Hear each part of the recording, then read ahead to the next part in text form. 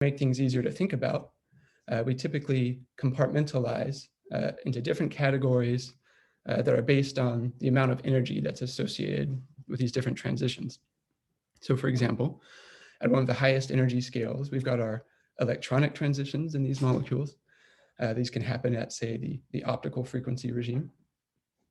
Within a single electronic level, we can zoom in. We've got our vibrational structure for these molecules. So the fact that the nuclei behave as if they're attached by some spring. And these can occur at, say, terahertz energy scales. Now we can zoom even more. We've got further splitting of levels. We have rotational structure with these molecules. So the fact that they can rotate about some axis. And for the molecules we're interested in today, these will be, say, the gigahertz energy scale, so even smaller. And further on top of that, we've got one more degree of splitting, which is known as the hyperfine structure.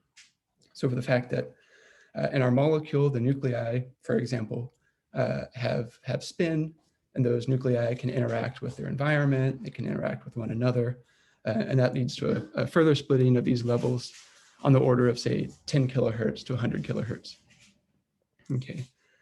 And so the fact that these molecules have such a rich structure, so many different degrees of freedom, basically endows them with quite a few useful properties, which makes them viable candidates for quite a few different applications, ranging from, say, quantum simulation and the realization of novel materials, to quantum computation, and even for the search of new physics through precision measurement. It also makes them potentially exciting candidates for the study of what we're going to be talking about today, which is ultimately looking at chemistry in the ultra-cold regime. And one of the big goals here in this field is ultimately to develop a microscopic understanding of the complicated chemical transformation process. So the way that we can go from molecular reactants and transform into new molecular species as products. Okay.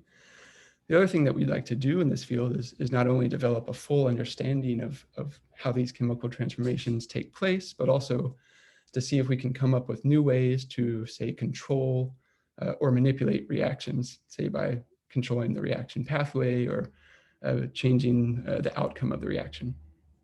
Okay. And so that brings me to the introduction for my talk. Oh, sorry, the outline for my talk. We're going to start off here by a brief introduction of looking at why it's exciting to go cold to study chemistry. Then I'll tell you a little bit about the experimental tools that we use in our lab to study chemistry in the ultra cold regime. And in particular, we're going to be looking at this one chemical reaction today, which is reactions between Rrkm molecules and their absolute ground state.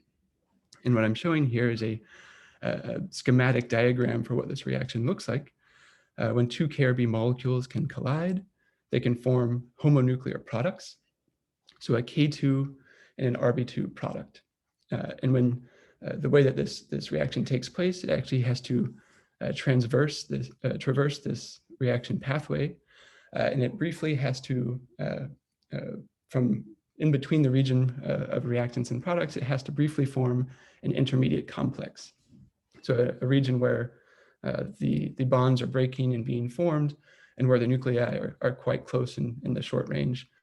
This is a K2 Rb2 complex. Okay, now this reaction is exothermic.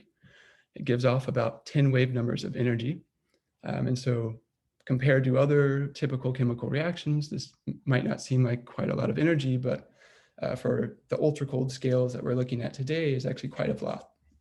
It corresponds to about 14 Kelvin of energy, which is significantly larger than any energy scale associated with our reactants. Okay, and so once we've introduced our experiment, we'll start to now go through some of the things that we've learned about this reaction, including what we've learned about this intermediate complex here, the fact that at low temperatures, it can be very long-lived. We'll look at nuclear spin conservation to this reaction and how that can allow for new forms of control over, say, the quantum states that these products come out in. And then finally, we'll look at our most recent work, where we're able to measure the full quantum state distribution for these products. So the scattering probability for all product quantum states. Okay, so we'll get started. So why is it interesting to go cold for chemistry? Well, as an experimentalist, when you're studying elementary gas phase reactions, what we like to do is to prepare some controlled form of products, or sorry, of reactants, something that we know what they are. And once we create our reactants, the reaction happens. And that what we'd like to do is to measure something about either, say, an intermediate complex or something about the products.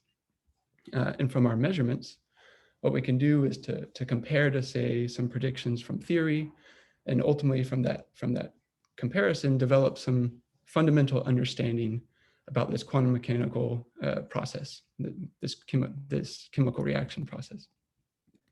Now, if you're at higher temperatures, what essentially that does is that it washes out a little bit this preparation stage. It makes things a little bit fuzzier, and you lose some control. And so as a result, your detection gets a little bit fuzzy as well. And so now by trying to compare your measurements to theory, that gets a little bit more convoluted. And so that can impact a little bit our developing a full understanding of this reaction process. Now, if we can cool the system down to lower and lower temperatures, what that allows us to do is to essentially gain some more and more control over this preparation stage. So for example, it allows us to now prepare our reactants in well-defined quantum states. And that ultimately gives us a higher resolution and better detection for, say, these intermediates or these products. And therefore, say, comparing our results to theory gets a bit more straightforward, and that helps in the end with developing this understanding of the reaction process. It also allows us to ask new questions. So in what ways is chemistry fundamentally different at low temperatures? Can we observe new phenomena, for instance? And is there any way that we can exercise new forms of control over the reaction process or over product formation? Okay, so how do we study chemistry in the lab? Well, what we need to do is to first cool our reactants down to ultra low temperatures. And when you cool a gas of atoms or molecules to lower and lower in temperatures, what you'll remember is that what you're doing is lowering the kinetic energy in the system. And so you're pushing the velocity distribution of your gas closer and closer to zero temperature or zero velocity, and that distribution is getting narrower and narrower. But what the temperature also allows you to do is to gain more and more control over these different degrees of freedom associated with the molecules. So again, we've got our electronic, vibration, rotation, and hyperfine degrees of freedom. Okay, and so when we think about these different temperature regimes, what we like to do is think about, say, a cold regime, what we call for cold chemistry. This is typically, say, tens of Kelvin down to tens of millikelvin. And this is where often chemical physics experiments can operate using techniques like supersonic expansion or merged molecular beams. And what this allows these experiments to do is to essentially gain full control over, say, most of the internal states of the molecule. But what's challenging then is actually controlling the orbital degrees of freedom of these molecules, so how they can collide or their partial wave of scattering. And so what we'd like to do in our experiment is to push in what's known as the ultra cold regime. So in our experiment, we operate, say, sub-micro-Kelvin temperatures. In this regime, not only do we have control over all of the internal states of the molecule, but we also control the partial wave of scattering. So our molecules can only collide with the lowest allowed partial wave, so either S wave or P wave. Okay, and so to achieve these temperatures, we now have to use slightly different techniques. So we draw aspects from the atomic and molecular physics toolbox to allow us to get into the micro-Kelvin temperature regime. And so what we do in our experiment is actually make use of the techniques that have been developed in atomic physics over the past, say, 30 years or so. So we cool gases of atoms down to ultra low temperatures. So we use potassium and rubidium atoms in our case. So we use laser cooling or evaporative cooling. And so we can cool these gases down to near quantum degeneracy. And then what we do is actually associate molecules from these free atoms. And so because our atoms are already quite cold, that means that when we make these ground state molecules, they sort of inherit the temperature from their atomic counterparts. And so the way that we glue these molecules together is through a two-step process. And so we first take our free atoms, A and B here, or potassium and rubidium in our case, and we glue them together into a weakly bound Feshbach molecule state. So we sweep a magnetic field across a magnetic Feshbach resonance. And then what we do is apply a series of laser pulses known as STIRAP, or stimulated Raman adiabatic passage, to coherently transfer those Feshbach molecules down into ground state molecules. So we populate the electronic, vibrational, and rotational ground state. Okay, and it allows us to pick only a single hyperfine level of the ground state molecule. Now, the nice thing about this process is that it's fully coherent. So if we'd like to, we can reverse this process to disassociate the molecules back into atoms, and then we can say take pictures of those atoms if we want. This process is also extremely efficient, and so we can actually transfer about 92% of our Feshbach molecules into the absolute ground state. And one of the benefits of this technique is that it also gives us the enhanced degree of control that you can typically get in atomic and molecular physics experiments. So using things like lasers, electric or magnetic fields, RF or microwave fields to control and manipulate our molecules. Okay. And so that's essentially how we make our KRB molecules and put them in their absolute ground state. And so now what we'd like to do is to study or probe what happens when those molecules can chemically react. Well, a typical tool in an atomic physics experiment is to use what's known as absorption imaging. And so you'll disassociate your molecules back into atoms. And from that, you can take a picture of the atoms, and you can therefore count the number of molecules that you have in your gas, as well as the temperature of the system. And what this technique allows you to do is basically to count the number of reactant molecules you have as a function of time. This is a quantum state specific measurement, so you're not able to detect, for example, the intermediate complex in this reaction or properties of the products. You can really only see loss of your molecular reactants. However, what that allows you to do is to actually measure things like the reaction rate. So you can basically, from how quickly these molecules are lost, the fact that they collide by two-body collisions to form these, to undergo this chemical reaction, you can measure the loss rate and therefore extract the reaction rate beta. And this was done for the first time about 10 years ago or so in a lab at Gila. And what they were able to observe was actually by measuring this loss of the reactants, they were able to just start probing properties of the long-range interaction potential on the overall reaction rate beta. And so what they observed was that because these KRB molecules are actually fermionic in character, if they prepared a distinguishable mixture of these fermionic molecules that can collide via S-wave scattering, they found that this reaction rate beta is quite fast.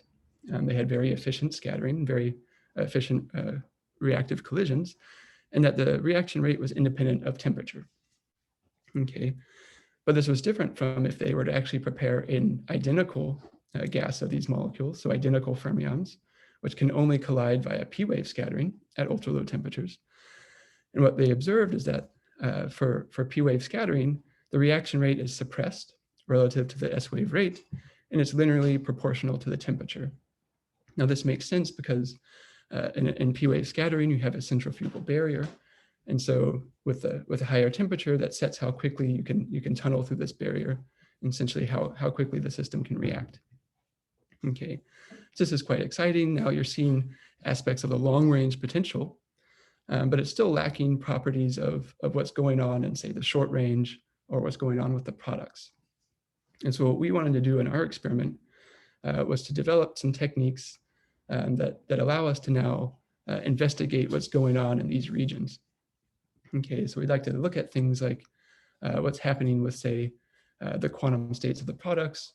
What quantum states do those products come out in, for example, and see if that can teach us something new about the reaction.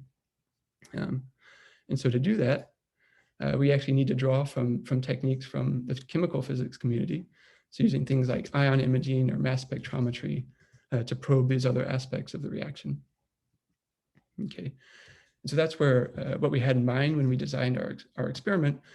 We essentially wanted to combine the benefits of the ultra-cold preparation that you get from atomic physics with the ability to probe the reaction and looking at the intermediate complexes and the products using techniques from chemical physics. Okay, and so this is our typical experiment, what it looks like. It's sort of a marriage between these two different fields. And so what we do in a typical experiment is we first create an ultra-cold gas of KRB molecules. So we prepare about 10,000 molecules at a temperature of 500 nanokelvin or so. And as soon as we create those molecules, they can chemically react with one another. So they can start forming these homonuclear products. Now, we can always probe the system if we'd like through absorption imaging, but to look at, say, the products or the intermediate complexes, we want to use a slightly different technique. And so what we do in our lab is photoionization. So we apply an intense laser pulse to the system, and that allows us to ionize different species in this gas. So for this ionization process, there's quite a couple of different options that we can use. So we can use, say, an intense ultraviolet laser that allows us to essentially ionize all of the different species that we'd like in a non-state selective way. We can use something fancier using an ionization technique known as Rrkm, which I'll talk a bit more about later. That's a state selective ionization technique if you'd like to probe, say, the quantum states of some molecular species. And so what we do, once we've created some ions, we actually have a series of electrodes in our science chamber that allows us to accelerate those ions down a very long time of flight tube, about a meter long. And when those ions fly down this tube, they can eventually hit an MCP detector. Okay, and then when we get a click on our detector, we know we've detected something. And as it turns out, from the time of flight of the ion from the science chamber to the detector, that allows us to actually perform mass spectrometry. So we can actually determine exactly what each species is that's present in our reaction. And the nice thing about this setup is that we've actually assembled these electrodes in just the right way that allows us to perform what's known as a technique known as velocity map imaging. Okay, and so we can actually, from the position where the ion hits on the detector, that actually tells us the momentum distribution of the original neutral species. And so this is the typical data that we can work with in the lab. We can detect all the different species, and we can measure their momentum distributions or their velocity profiles. Okay. And so that's essentially what our experiment looks like. And with that, we're ready to start getting into some of the things that we've learned about this reaction. And so one of the first things that we've investigated is actually this intermediate complex, K2RB2. And what we've learned is that at low temperatures, this complex can be extremely long-lived. Okay. So why is that? Well, there's a very simple physical model for this. Here I'm showing a cartoon picture for this reaction, where we've got our reactants, which are at zero energy. We've got our products, which are 10 wave numbers below that due to the reaction exothermicity. And then we have our intermediate complex here, which in its absolute ground state is extremely deeply bound by almost 3,000 wave numbers relative to either the reactants or the products. And so what we can think about to understand why this complex can be very long-lived is a simple model known as the fly in a bottle model. It is a bit hard to say, but where this very deep well representing our complex represents our bottle. And to figure out what the lifetime of this complex is, we can ask basically how long does the fly take? If it goes into our reaction, how long does it take to get out of this bottle? which tells us the lifetime of the complex. Okay, ultimately that depends on the size of the opening for the fly to find its way to escape.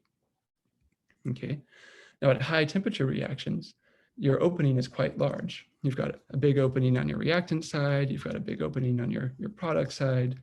And so when the fly comes into your bottle, into this deep well of the complex, it doesn't need to spend very much time flying around before it can quickly find its way out. And so what that means is that these intermediate complexes for higher temperature reactions are relatively short-lived.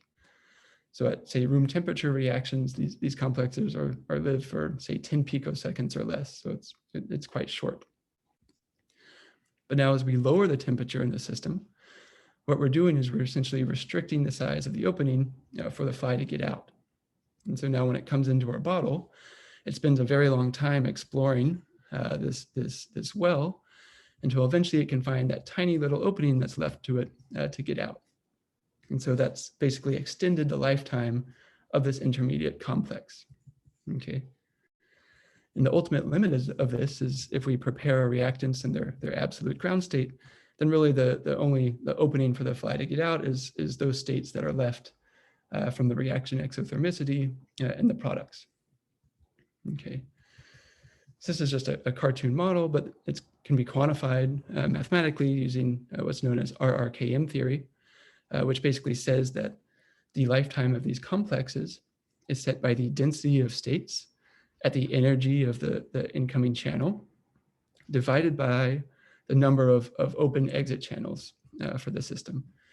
This is kind of a fairly intuitive lifetime formula, because as we have more and more exit channels, that means the size of the opening for a fly to get out is getting bigger and bigger. So the lifetime should go down.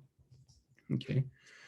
And now we've actually calculated what this lifetime should be for the KRB system.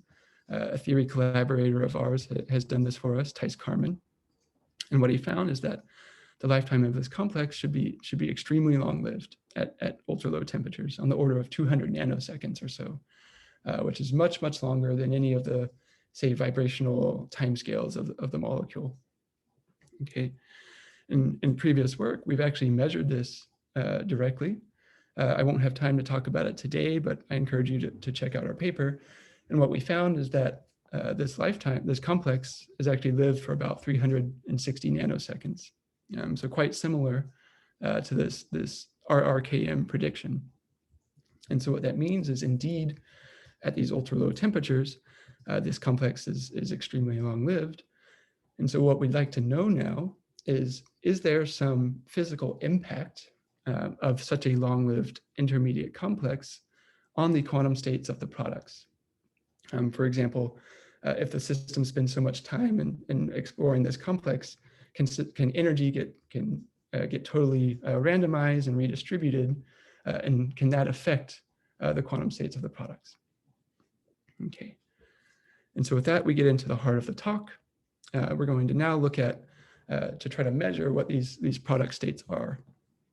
And so to do that, let's first look at what potential product states are available for the system.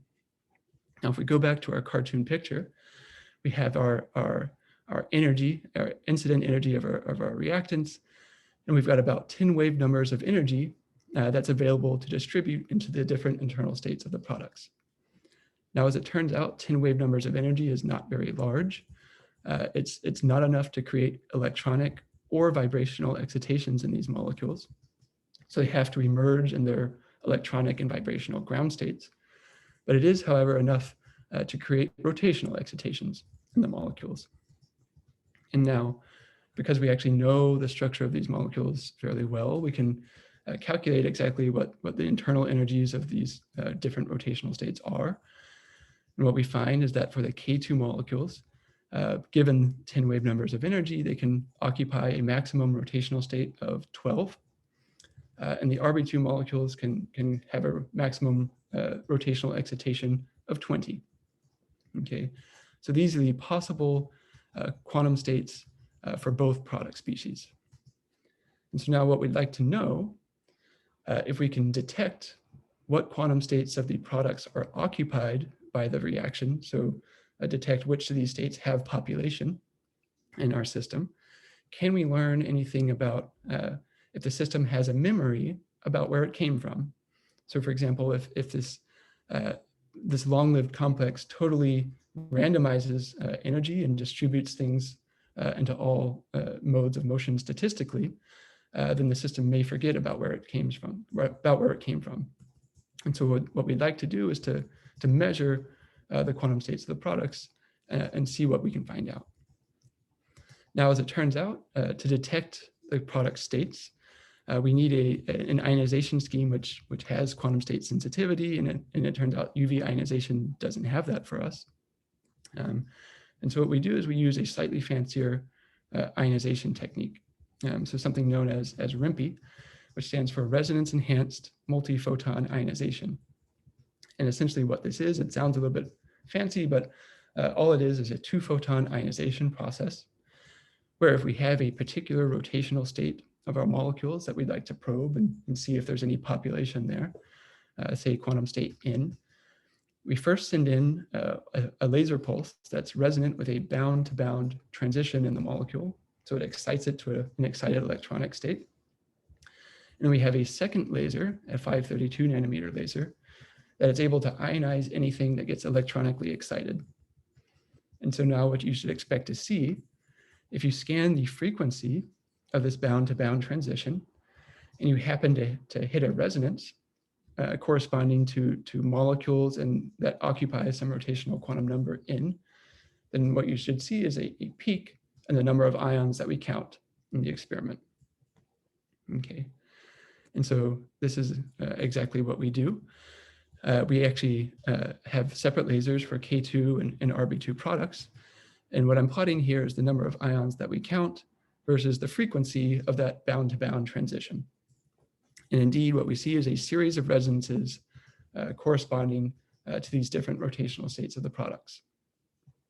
And now, since we actually know the structure of the K2 molecule quite well, we can actually determine the quantum numbers associated with each of these resonances, and ultimately back out what the rotational state of the ground state product molecule was.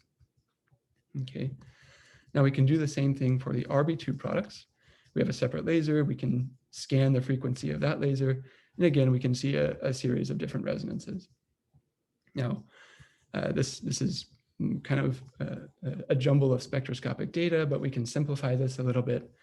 We can just fit a Gaussian to each of our resonance peaks. We can simply take the integral under this Gaussian distribution. And what I can plot now is the integrated ion signal plotted versus the rotational state of the ground state product molecule that's populated by the reaction. And I think, can I interrupt you? Kenneth is asking, why isn't angular momentum conserved? It actually is conserved in this system.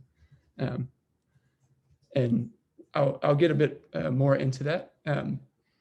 Are you asking why they can have finite rotation in the system? Yeah, that was my question. Yeah, so we'll get a bit more into that. It actually turns out that it's a result of the fact that there's also orbital angular momentum for the products. And so they can have finite rotational angular momentum if that gets taken into account by the orbital angular momentum of the products. And I'll talk more about that when we're looking at the rotational state, the full quantum state distribution. But it's a good question. Great, thanks. Okay. Okay. And so what we're looking at here is the rotational state distribution for individual product molecules. And what we see is that the top plot here is for the K2 molecule, the bottom plot's for the Rb2 molecule. And what we find is that the K2 products tend to only occupy even rotational states and have essentially zero population in odd rotational states, whereas the Rb2 molecules have the opposite trend, where they only occupy odd rotational states and don't have any population in even states. That's a little bit strange. It seems to show some very strong parity preference in the quantum states of the products. But as it turns out, this is actually a result of nuclear spin conservation in this system. And to see that, we can have a very simple picture. We can go back and look at the nuclear spins of our reactants, of our KRB molecules. So we prepare the system in a single nuclear spin state that has a very well defined projection of the spin on the quantization axis. Now, if those spins go into our reaction, and if things are conserved, then what happens is that the spin of the individual nuclei get directly transferred to the corresponding nuclei in the products. And so what that means is that the spin wave function for our product molecules is really just a simple tensor product of the individual spins of the nuclei. And so the wave function is therefore kind of by default symmetric. Okay. Now the reason that that's relevant is that these are homonuclear diatomic molecules which have a spin rotation symmetry relation, which ultimately stems from the fact that the nuclei in these molecules are identical particles. And so our K2 molecule in red here has nuclei that are identical bosons. The Rb2 molecule, on the other hand, has nuclei that are identical fermions. And so that means that the total wave function for our product molecules has to obey the exchange statistics of those constituent particles. Now, the total wave function for each product molecule is really a tensor product of the spin part of the wave function and the rotational part. And so now, if we look at our K2 molecule, because the nuclei are bosonic, that means that the total wave function must be symmetric under exchange of the nuclei. But because the spin part is already symmetric, that means that the rotational part must also be symmetric for these K2 molecules. Now, as it turns out, only even rotational quantum numbers give you a symmetric rotational wave function when you exchange nuclei.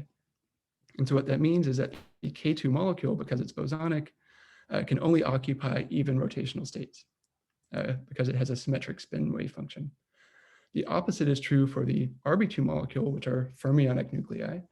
The total wave function must be anti-symmetric. Now, because the spin part is symmetric by the conservation of nuclear spins, that must mean the rotational part is anti-symmetric. And so that means that the Rb2 molecules can only occupy odd rotational quantum states, which are actually odd under the exchange of these nuclei. Okay, and so what that means is that this strong parity preference in the rotational state distribution of the products is really a result of nuclear spin conservation, as well as the exchange statistics of identical particles, which is kind of interesting. But the reason that we like this as experimentalists is that it means that some aspect of our products, some aspect of the rotational state distribution, has a memory about the quantum state that we put into the reaction. Okay, and so that means that gives us a handle now that we might be able to manipulate something about the quantum states of the products.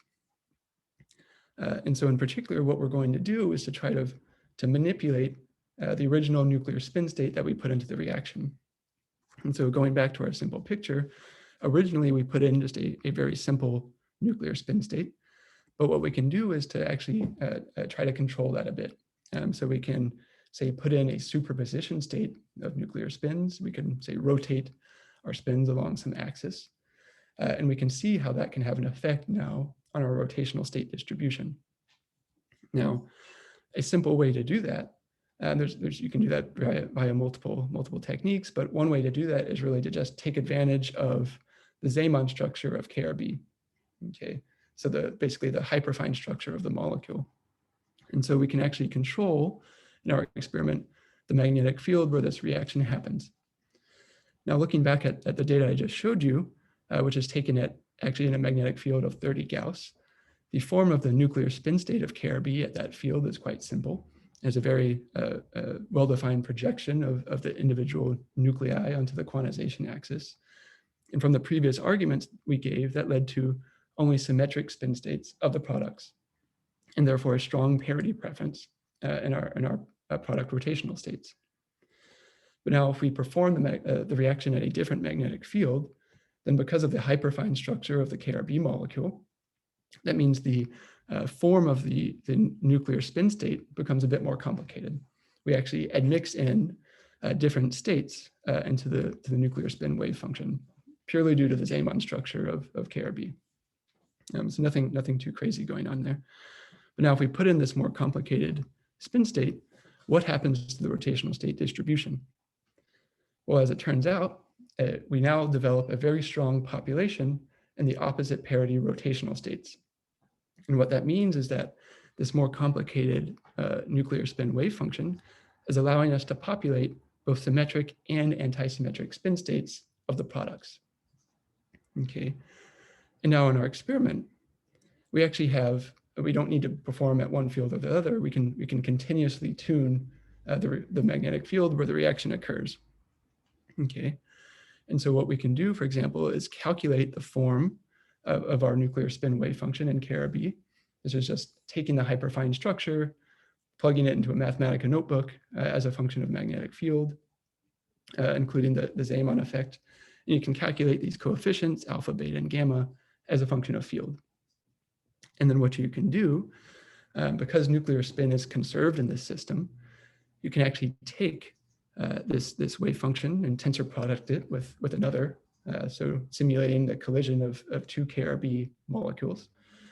And then you can rewrite that wave function in the basis of product nuclear spins, okay, because things get transferred to the product counterparts from nuclear spin conservation. And what you'll find then, when you have this more complicated wave function, that there is a finite probability to project onto symmetric spin states of your products, and a finite probability to project onto anti-symmetric spin states of the products. And this is really just a result of angular momentum algebra and just going through this homework assignment. You can actually write. Can I ask, are you tracing over anything here? Are you assuming the electronic degrees of freedom are not conserved? No, there's nothing really fancy here. It's just we're assuming that the nuclear spins are just kind of doing their own thing, and that if you're basically just taking two of these KRB wave functions, which are written in the basis of say the nuclei for the KRB molecules, and you're just rewriting that in the basis of the product molecules, which have a slightly different good basis. I guess that my wrong intuition is coming from spin polarized samples of fermions, where it doesn't matter if they're spin polarized in an eigenstate of the field or some superposition of multiple internal states. Spin polarized is spin polarized, it's still symmetric. And so now it seems like you've just rotated your basis. Right. Yeah.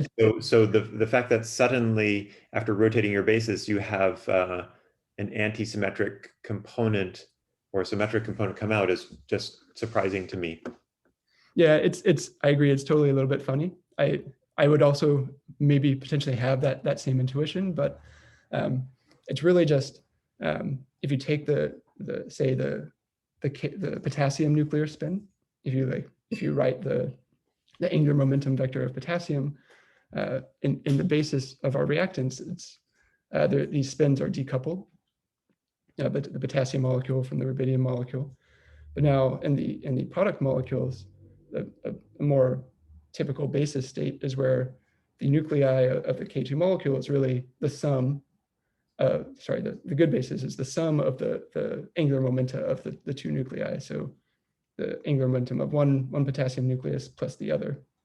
And it's really just what you'll basically going through that addition of angular momentum and writing, going through the algebra, and it just turns out that there's anti-symmetric spin states for your product nuclei, and there's symmetric spin states. It's a little bit funny, but to me, it only kind of came through via the math.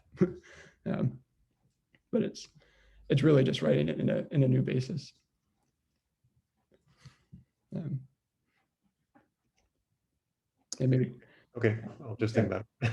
Yeah, I don't have a greater intuitive explanation for it, but But there's nothing particularly fancy going on here. Yeah, so if you go through the angular momentum algebra, you'll find these different projection probabilities. And what that means, and if you look at now the occupation of different rotational states of your products, what that means is that the population in these different rotational states can be continuously tuned. So for example, if we look at the population in potassium, we choose just a couple different rotational states. At high magnetic fields, the rotational, only even rotational states are occupied. But as we lower the field, then we can develop a significant probability to project into antisymmetric states of the products. We can actually reduce the population in those even rotational states and gain a corresponding increase in population in the odd rotational states of the products.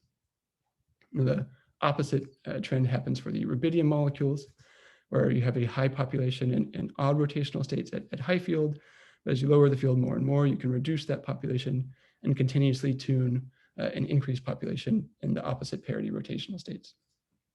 Okay, and so by adjusting the magnetic field then in a continuous fashion where the reaction occurs, we now essentially have continuous control over the population in these different rotational states of the products.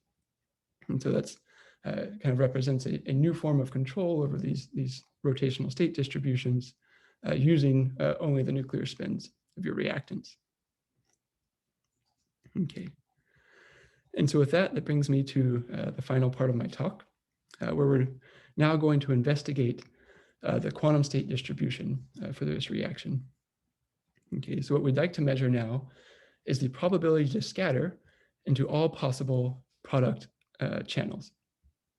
Okay, and so what we've learned so far is that looking at the quantum states of these reactant molecules, that the system tends to remember the nuclear spins. That seems to be conserved throughout the reaction. But what about other degrees of freedom? Does anything else have any memory about where it came from? Well, in general, this is a complicated question, and doing exact calculations for this system is extremely challenging. But what we can do is gain some physical intuition from a simple theory known as statistical theory, which basically says if you have a long-lived intermediate complex, which we do in this KRB system, then what can happen is that because it spends so much time in this kind of complicated complex, the system can have time to randomize energy among all the available modes of motion. And so you can basically ergodically explore phase space while you're stuck in this complex regime. And then what happens now, if energy has been totally randomized, then what should happen is that there's no quantum state of the products which should be preferentially favored over any other. And so that means that if this has happened, then the only thing that's allowed for you to do is statistically populate the different product channels, or you equipartition your population into all of the product rotational, the product states. Okay, so whether or not this is actually true, if this is what's going on, is we don't know. It's a very simple model. But what we can do now is if we can measure the probability to scatter into all of the possible product channels, we can really put this to the test and see if indeed our system behaves statistically. Okay. And so to do that, let's actually look now at what the real channels are, product channels are for the system. And so before, what we had looked at was the individual quantum states of either species. But in reality, things are a bit more complicated because a product channel is characterized not just by one species quantum state or the other, but it's really a combination of the two. And so, for example, if your K2 molecule comes out in quantum state 6, there may be a different probability for the Rb2 molecule to have state 1 versus, say, state 19.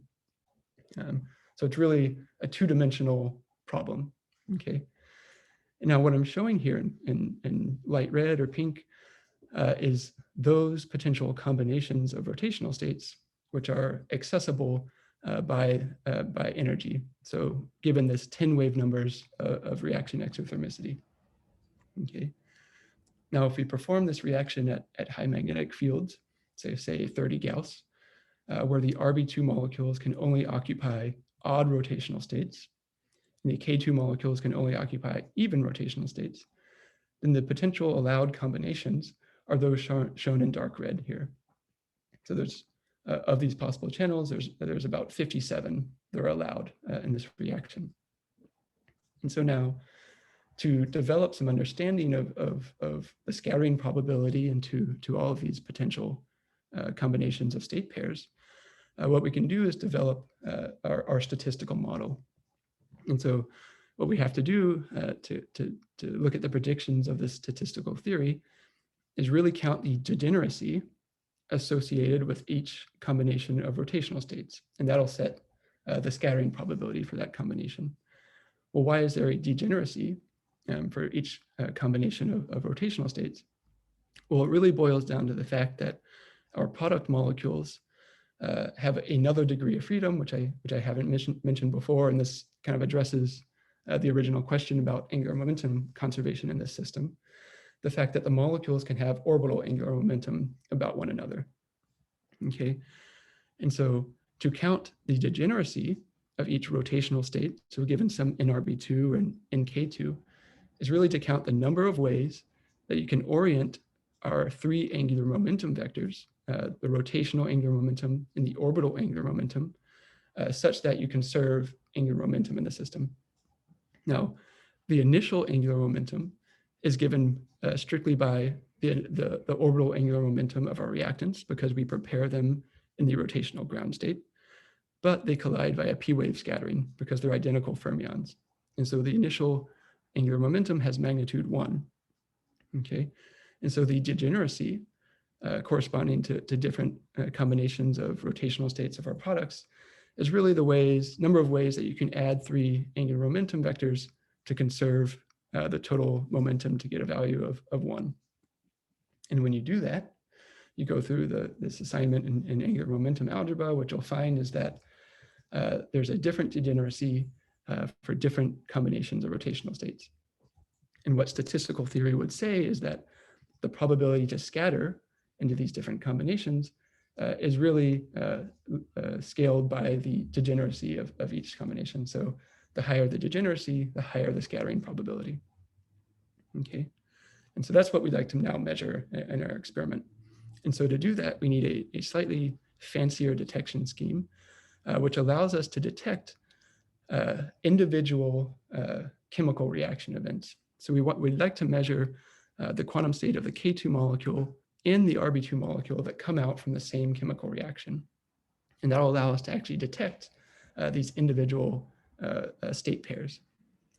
And so to do that, what we'll do is rather than looking at RIMP for one species or the other, we'll send in our RIMP lasers at the same time and try to ionize both products simultaneously. And if we're lucky, then occasionally we'll get a simultaneous click on our detector corresponding to an Rb2 product and a K2 product. And from the position that these products hit on the detector, that gives us the momentum information corresponding to the original neutral molecule. Okay. And so if we count the total number of events where we have a simultaneous click on our detector, then that tells us potentially the number of events corresponding to single chemical reactions. But you might say that's not entirely true. What if you have an accidental count?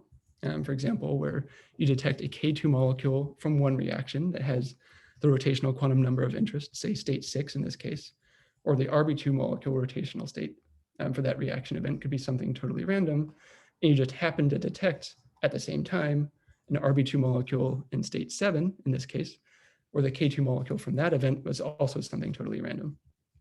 And so to filter out that possibility, what we can do is using the momentum information of our products, we can account for the conservation of linear momentum in the system.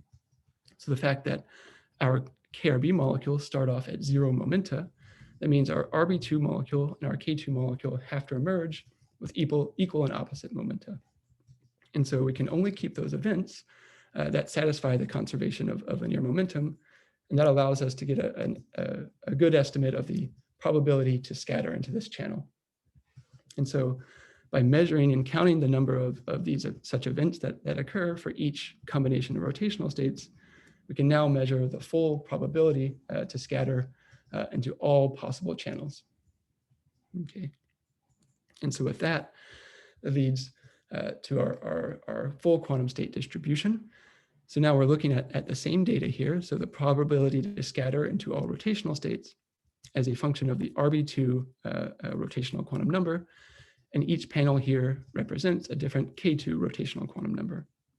Our data shown here in the light blue bar with the corresponding error bar, and the predictions of the statistical theory are shown in the dark blue bars here. And now, because we have a full set of measurements, now we can really put the predictions of this statistical theory to the test and see whether it's a good model for our system. And to do that, we can perform what's known as hypothesis testing. And so we can essentially calculate what's called the p-value, which takes into account a comparison of this model to our measurements and basically tells us how good of a model it is. So for a p-value that's extremely small, close to 0, that means that the model is not doing a good job of capturing your data. But for a p-value that's very close to 1, that means that your model is doing a good job. So it's accurately describing your measurements. And what we find is that taking into account all rotational combinations of the products, that in general, the statistical model does not accurately describe our data. Okay. But in reality, that's really just due to a select few outliers. For example, state pair 12.7 here, or state pair 8.15 here, or our measurements deviate strongly from the prediction. And so what we can do is actually recalculate the p-value by selectively removing the biggest outliers. And what we find is that as we remove the more and more outliers, the p-value gets closer and closer to 1, until eventually you've removed enough outliers such you cross a threshold of about, say, 0.1%, where we can no longer say that our system does not behave statistically. Okay, and so the result of that is that for a subset of about 50 state pairs, we find that our measurements are consistent with statistical theory, but we have about 7 outliers that strongly deviate from statistical behavior. Okay, and so in general, we can't say too much about what's causing these particular state pairs to deviate, but there's one pair in particular where we can gain some intuition, which is the state pair 12.7, which shows a very strong suppression of our scattering probability relative to the statistical prediction. Okay, and the reason that this particular state pair deviates so strongly is that it's actually the state pair that's closest to the reaction exothermicity.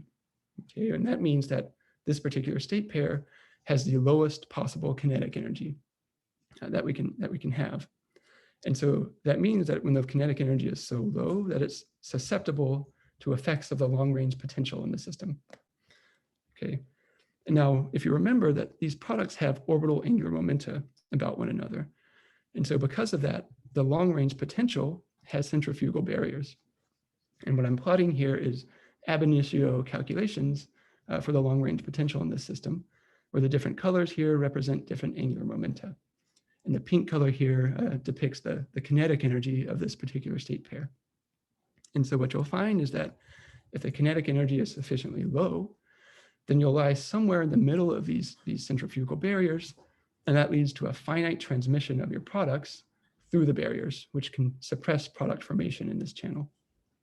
Okay, and so what we can do is if we assume that this state pair is populated statistically initially prior to transmission, then from the ratio of our measured scattering probability to the statistical prediction, that gives us an estimate of the total transmission probability through these barriers. Okay, and so because we also have calculations of the form of these potentials, and we can calculate what the transmission probability is as a function of kinetic energy, that allows us to actually pin down very precisely what the real kinetic energy is of this state pair. And what we find is that it's quite low. These products are actually quite cold in this channel, corresponding to about 2 millikelvin temperature.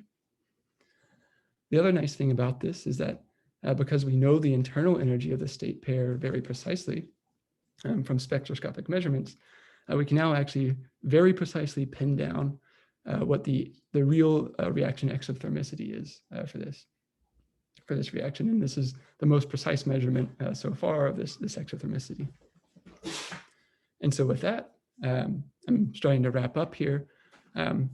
In general, we have several more outliers, 6 other state pairs where, generally speaking, it's hard to say what's going on from these measurements alone, why they deviate so strongly.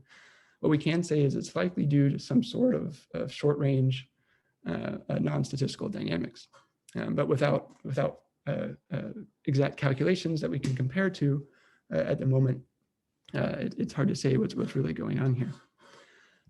But what's nice about what we have now is that we have a full set of measurements, which provide a set of benchmarks that are free of any ensemble averaging that we can now use to actually test future state-of-the-art reaction dynamics calculations.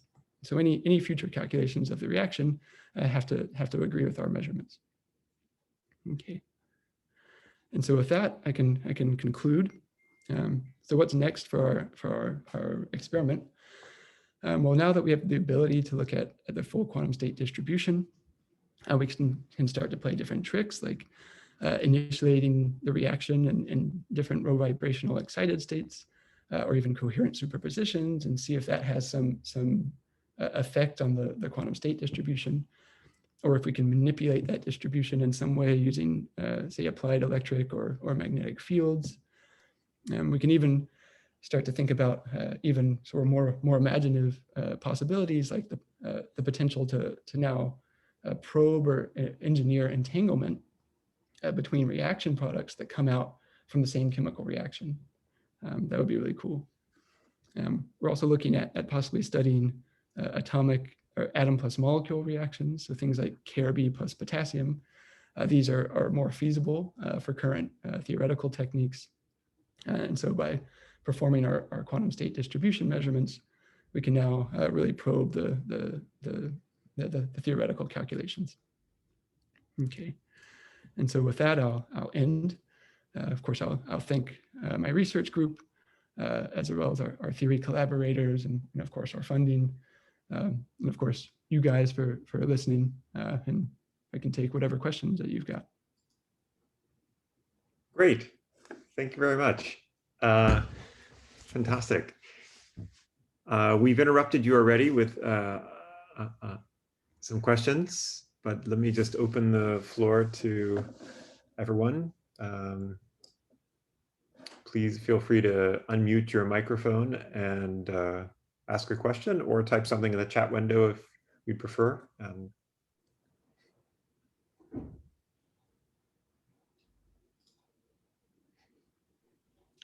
Matt, I have a question. Do you have any way to look at the M sub n levels, the rotational sublevels?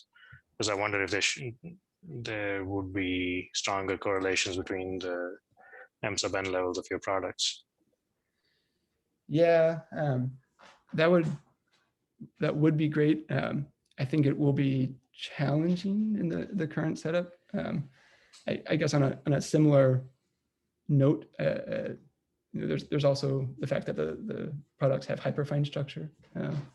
So looking at either like what hyperfine states get populated or what M sub n states get populated, but in general, I think it's quite tough given our experimental resolution to distinguish, because essentially the resonances that we see are fairly broad, say 30 to 40 megahertz or so, which is kind of limited by both our lasers that we're using, as well as the fact that these products that come out have fairly high velocity, relatively high velocity. So there's a strong Doppler broadening. And so at the moment, I can't think of a way that would allow us to do that, but if in the future we can come up with some technique, I think that would be a great way forward. So maybe a way to do it, but great. Any other questions? Here's another crazy one. Is there some way to get the products into a single rotational state? Yeah. Yeah, I think that will be quite hard. We had been hoping that I haven't quite figured out a way to do it yet, but on a slightly simpler scale, whether you could at least control whether the products are only in odd rotational states or only in even rotational states. It's kind of a simpler version of that, I guess. Like if you can control exactly what your input wave function is into the reaction, total degree of freedom, if that's possible. In the reality, I don't think it will be possible, at least using just simple forms of superpositions of projection states. But in the future, it would be amazing if ideally we could select out a single rotational state. There may be some way to do that if, for example, we might be able to mess with, say, properties of the intermediate complex, or if we can tune the energies of the product states a little bit using various techniques. It might be possible that that would be extremely exciting. I guess that's sort of one of the ultimate goals, but yeah, at the moment wouldn't have a great idea of how to do it. But yeah. And how long does this complex live for, the K2RB2 complex? In our case, it's about 360 nanoseconds.